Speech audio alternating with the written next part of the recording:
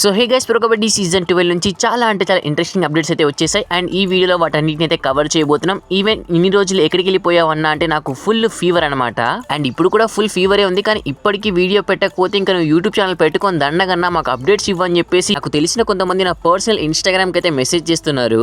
And వాళ్ళందరి కోసం చాలా మంది వెయిటింగ్ చేసే సబ్స్క్రైబర్స్ కోసం సో నేనైతే ఈ వీడియో చేస్తున్నాను.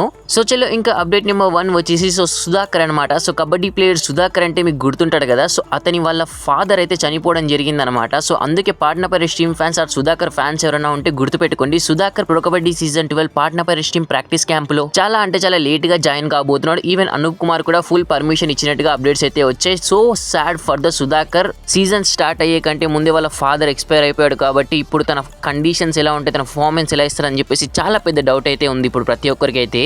సో సుధాకర్ స్ట్రాంగ్ గా కంబ్యాక్ ఇవ్వాలని చెప్పేసి let me on the comments. So చలో ఇంకా అప్డేట్ నెంబర్ 2 వచ్చేసి సో మన తెలుగు టైటన్స్ టీమ్ అనమాట. So Telugu Titans team pro Kabaddi season 12 practice camp అయితే స్టార్ట్ చేసేసారు. ఈవెన్ నేను ఈ అప్డేట్ చాలా లేట్ గా ఇచ్చాను. సో చెప్పుకోవాలంటే 2 days ముందే pro Kabaddi season 12 practice camp అయితే తెలుగు టైటన్స్ టీం వాళ్ళైతే ఆల్రెడీ స్టార్ట్ చేసేసారు.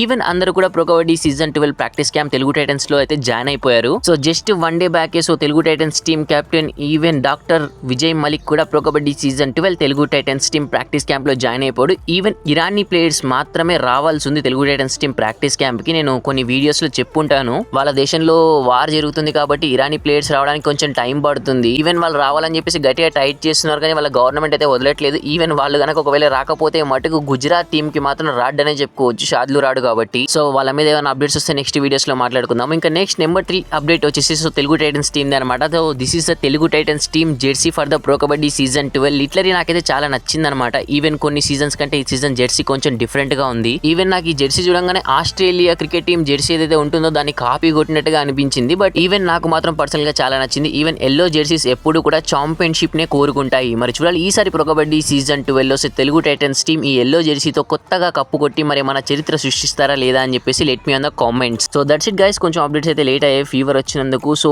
ఈ రోజు నుంచి అయితే అప్డేట్స్ కంటిన్యూ చేద్దాము. సో హెల్త్ అయితే looking some good. So thanks for watching. Have a nice day.